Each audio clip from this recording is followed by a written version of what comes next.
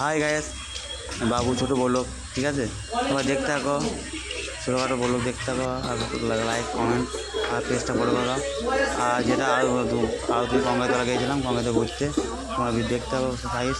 Hi guys.